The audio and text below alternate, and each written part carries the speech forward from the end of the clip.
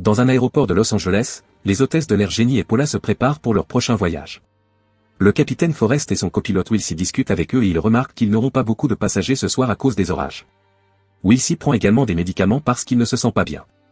Ensuite, les accompagnateurs rencontrent les passagers de ce soir. George est un adolescent qui vole toujours seul et qui n'aime pas être étouffé. Bev est venue avec son mari, le Dr Kingston, dont la maladie de Parkinson ne lui permet pas de bouger ni de parler. Sheila, médecin militaire, est nerveuse à l'idée de voler tandis que Louise se détend avec son chat.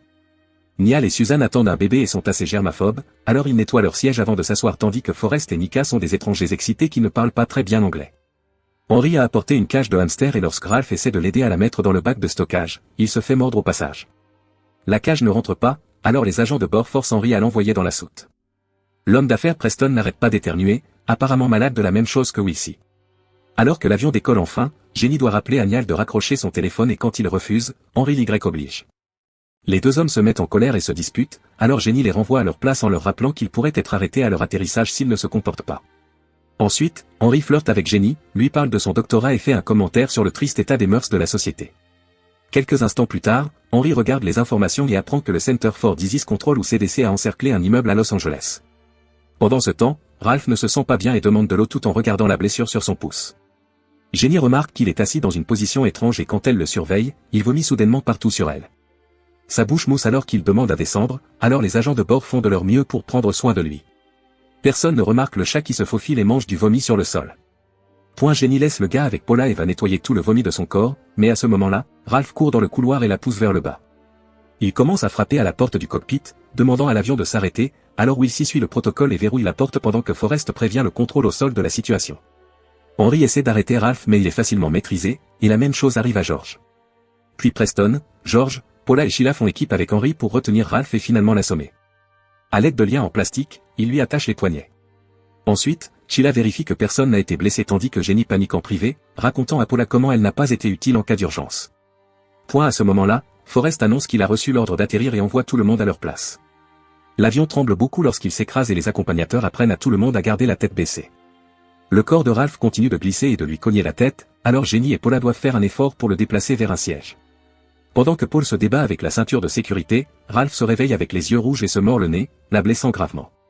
Puis Ralph devient fou et une fois de plus les passagers doivent faire équipe pour le pousser dans la salle de bain, l'enfermant. Alors que l'avion atterrit enfin, Sheila utilise la trousse de premier secours d'urgence pour donner à Paul des médicaments qui l'empêcheront d'être en état de choc et attache un foulard autour de son visage, mais elle perd beaucoup de sang et a besoin de soins médicaux immédiats. Forrest est frustré parce que le contrôle au sol leur dit d'attendre même s'ils sont au courant de l'urgence et il décide d'enfreindre les règles en choisissant une porte non assignée. Heureusement, le bagagiste voit l'avion arriver et ouvre la porte juste à temps. Forrest et Wilcy maintiennent la porte des toilettes de l'avion fermée tandis que tout le monde quitte désespérément l'avion, à l'exception de Bev et Kingston, car ils ont besoin d'aide pour se déplacer. Ed guide le groupe jusqu'à l'autre bout du portail mais la porte est verrouillée et personne ne répond à sa demande à la radio. Ils n'ont d'autre choix que de suivre Ed à travers une entrée réservée aux employés pour entrer dans la zone de transit de l'aéroport. Le groupe prend les escaliers et Ed atteint les autres portes, mais il est choqué de découvrir qu'elles sont toutes verrouillées, ce qui n'arrive jamais. Lorsqu'il vérifie le boîtier d'alimentation, il confirme qu'ils sont verrouillés et que tout ce qu'ils font sera vu sur les caméras de sécurité, qui sont toujours actives. Une dispute sur ce qu'il faut faire s'ensuit mais elle est interrompue par le bruit soudain des sirènes.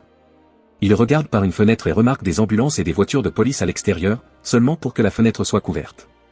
Une voix annonce que le groupe a été mis en quarantaine et qu'ils doivent attendre que les secours arrivent.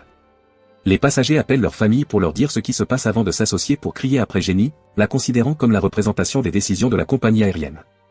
Jenny ne sait pas comment se défendre, mais heureusement, Sheila interrompt les cris pour souligner qu'elle a une trousse médicale dans ses bagages qui pourrait aider Paula à survivre quelques heures de plus. Jenny emmène Ed et quelques passagers avec elle pour chercher les bagages de Sheila, mais à ce moment-là, le courant est coupé. Ed les guide avec sa lampe de poche et quand ils reviennent à l'avion, ils découvrent que Wilcy et Forrest sont partis. Jenny ouvre la salle de bain et est horrifiée de voir du sang partout. Preston se déplace pour récupérer son ordinateur portable et tombe sur Kingston, qui est assis seul.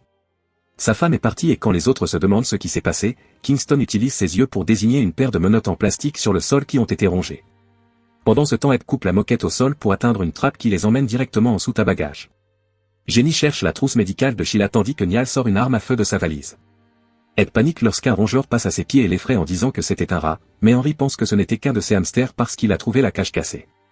Alors que Jenny sort de la cale, elle regarde autour d'elle et remarque l'ordinateur portable de Preston couvert de sang. Au bout du couloir, Wilcy court de toutes ses forces, grognant et lui aussi couvert de sang. Soudain, un Forrest infecté apparaît derrière Jenny et l'attaque. Les gars viennent immédiatement pour aider mais les coups de poing ne font rien, alors Niall et Forrest partent. Niall lui tire dessus alors qu'une partie du sang de Forrest tombe sur son visage. Ensuite, le groupe s'enfuit de l'avion et dans le couloir de la porte, il trouve Kingston éjecté de son fauteuil roulant et un Preston inconscient mordu à la nuque.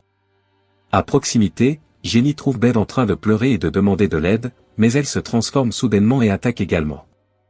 Heureusement, Jenny la dépasse et les gars poussent la porte pour l'enfermer dehors. Le groupe rejoint les autres et Sheila fait de son mieux pour prendre soin de Paula. Suzanne nettoie le sang du visage de Niall mais ils partagent toujours un baiser. Henry et Ed placent des meubles devant la porte pour empêcher Bev d'entrer et Jenny regarde autour d'elle, trouvant des gouttes de sang sur le sol et s'inquiétant de savoir d'où elles viennent. Finalement, Jenny dit à tout le monde de se taire et prend la direction puisque le capitaine est mort. Sheila explique qu'il ne s'agit d'aucune maladie connue et Jenny se souvient du bâtiment aux informations, qui a également été mis en quarantaine. Kingston remarque un rat aux yeux très rouges à proximité, mais il peut à peine fredonner pour ne pas être blessé. Le rat lui tombe sur la tête et parvient à le mordre avant que George ne le fasse tomber. Pendant que les gars attrapent le rat dans un seau, Sheila s'occupe de la blessure. Ensuite, le groupe accepte d'enfermer George et Paula dans une caisse au cas où ils se transformeraient également. Ensuite, Ed utilise un gant pour attraper le rat et remarque qu'il y a une étiquette sur sa patte, ce qui signifie qu'il s'est échappé d'un laboratoire. George dit qu'Henry l'a apporté et a menti à propos des hamsters parce qu'il est certain d'avoir vu de longues queues dans la cage plus tôt. Quand Henry nie, Jenny le prend à part pour exiger la vérité et Henry jure que non, soulignant que les rats de laboratoire n'auraient pas passé le contrôle de sécurité. Alors qu'ils s'embrassent pour se réconforter, Ralph sort soudainement et saute sur Jenny tout en ignorant les tentatives d'Henry pour l'arrêter. Les autres entendent les cris et se précipitent à l'aide, combinant leurs forces pour étrangler Ralph avec un tuyau. À ce moment-là, Ed reçoit un message à la radio disant que le CDC est enfin là. Le groupe se rassemble à la porte mais les 4 agents entrent au lieu de les laisser sortir. Ils tiennent le groupe sous la menace d'une arme tout en prenant le rat et l'arme de Niall, puis ils se rendent chez Paula et Kingston pour leur faire des injections. Le groupe exige une explication mais les officiers disent seulement que c'est le protocole. Les agents demandent alors aux autres d'accepter également une injection. Tout le monde hésite, alors Louise se porte volontaire en premier, mais avant de pouvoir recevoir l'injection, son chat lui mord le cou et s'enfuit. Alors qu'un officier ouvre le feu et rate chaque tir, Kingston finit par se transformer et saute sur le bonhomme pour le mordre. Les autres officiers abattent Kingston et tentent d'emmener leur partenaire, pour trouver la porte verrouillée. Ils tirent dessus pour le forcer à s'ouvrir et courent dehors, alors Forrest profite de l'occasion pour les suivre. La police ouvre le feu desquels les voit et les tue tous sauf un agent, qui ne reçoit qu'une balle dans la jambe. Le groupe traîne l'agent survivant à l'intérieur avant de fermer la porte. À ce moment-là, ils entendent les rugissements des personnes infectées qui se rapprochent et courent se cacher dans un conteneur. Suzanne s'arrête lorsqu'elle remarque que Niall a de la mousse à la bouche, alors les autres doivent l'entraîner en expliquant qu'il est également infecté. Après avoir fermé le récipient, Shiloh souligne que chaque injection avait une couleur différente, donc tout le monde recevait une chose différente et pas seulement un protocole. Henry révèle qu'il a ramassé une arme à feu et force l'officier à avouer ce qu'il sait. Il s'avère qu'il ne fait pas partie du CDC, il fait en fait partie de la CBDT ou Chemical Biological Domestic Terrorism Organization, qui travaille sous la sécurité intérieure. Une de leurs unités s'est rendue dans cet appartement à Los Angeles il y a quelques heures mais personne n'en est sorti. Dans le grenier, ils trouvèrent un laboratoire de bioterrorisme créé par une secte. Ils ont essayé de développer un remède basé sur un survivant, mais cela n'a fait qu'empirer les choses, ce qui impliquait que ce groupe allait être le prochain essai sur des humains. Après avoir confirmé que les rats sont porteurs de la maladie, l'officier prend l'arme d'Henry et s'auto-supprime. Nika est en panne tandis qu'Ed se souvient que ce terminal est souvent inondé à cause d'un vieux tunnel de drainage, ce qui signifie qu'il pourrait s'échapper par celui-ci s'il le trouve. Soudain, Wilcy apparaît sur une ouverture au-dessus du conteneur et attrape la main d'Ed, alors Henry essaie de lui tirer dessus pour découvrir qu'il n'a pas de balle. Ed dit à George d'appuyer sur un bouton qui soulève le conteneur et écrase Wilcy contre une poutre. Ensuite, le groupe quitte le conteneur et Ed les guide à travers la zone pendant que Jenny remarque qu'Henry a disparu. Nika marche à l'arrière et soudain quelque chose l'éloigne des autres, alors le groupe se précipite dans les escaliers pour s'échapper. En secret, Henry accède à un sac contenant une autre arme. Pendant que le groupe court, Jenny trébuche et retrouve Paula, qui s'est également transformée. Jenny doit accepter que son ami est parti et utilise une clé pour combattre la créature jusqu'à ce qu'elle la pousse hors de la plateforme, la tuant.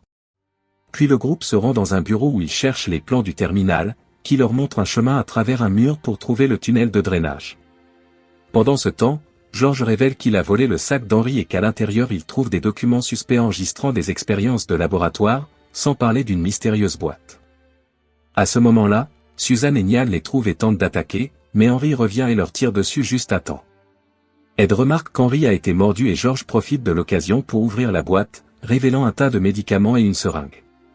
Henry admet finalement qu'il a amené les rats et explique qu'il fait partie de la secte mentionnée par l'officier. Leur objectif est de nettoyer la planète des humains, qui deviennent chaque jour plus violents et destructeurs. Henry menace de tuer Jenny si George ne lui remet pas l'antidote, alors Ed lui saute dessus pour l'arrêter, mais se fait tirer dessus. Les autres ont maintenant peur et laissent Henry prendre l'antidote, qu'il mélange avec le sang de sa blessure et l'injecte dans son œil tout en expliquant que son groupe a des adeptes dans diverses organisations et que c'est ainsi qu'il a fait passer les rats au-delà de la sécurité. Maintenant Henry est prêt à partir et veut amener George en otage. Jenny essaie de l'arrêter, mais Henry la renverse et s'échappe avec l'enfant et les plans. Jenny est extrêmement étourdie alors Sheila sort la première. Quelques minutes plus tard, Jenny sort aussi et est retrouvée par un Preston infecté. Une poursuite s'ensuit et Preston l'attrape presque, alors Jenny doit le renvoyer. Ensuite, elle l'attire dans une machine et lui frappe la tête avec un couvercle de trappe jusqu'à ce qu'il meure. Ensuite, elle continue à chercher George et doit emprunter un itinéraire différent lorsqu'elle voit une Nika transformée se tenir à proximité. En entrant dans une autre pièce, elle tombe sur Sheila, qui a récupéré les lunettes thermiques de l'officier. Elle les met sur Jenny et révèle qu'elle a été mordue, alors elle demande à Jenny de s'en prendre à George pendant qu'elle lui fait gagner du temps. Sheila retourne dans la pièce principale et parle fort pour attirer l'attention des personnes infectées restantes, qui lui sautent immédiatement dessus pour la tuer. Jenny trouve un trou dans le mur qu'Henry a ouvert pour s'attaquer au tunnel et alors qu'elle est sur le point d'entrer, elle est attrapée par Louise. À l'aide de la clé, elle frappe Louise jusqu'à ce qu'elle la renverse. Puis Jenny traverse la section entre les murs, remarquant des gouttes de sang sur le sol grâce aux lunettes. Elle a peur lorsqu'elle voit des animaux, mais ce ne sont que des souris et non des rats de laboratoire. En suivant la trace de sang, Jenny trouve les plans dans la chemise d'Henry à côté d'une échelle qui mène au tunnel de drainage. Elle baisse les yeux et trouve George, qui explique que l'antidote n'a pas fonctionné et qu'Henry s'est également transformé. Ignorant les avertissements de George, Jenny descend et remarque du sang tomber sur ses lunettes. Soudain, Henry apparaît et l'attaque, lui faisant laisser tomber les lunettes avant de commencer à la jeter. Tandis que Jenny fait de son mieux pour le retenir, George met les lunettes et attrape le pistolet, abattant Henry.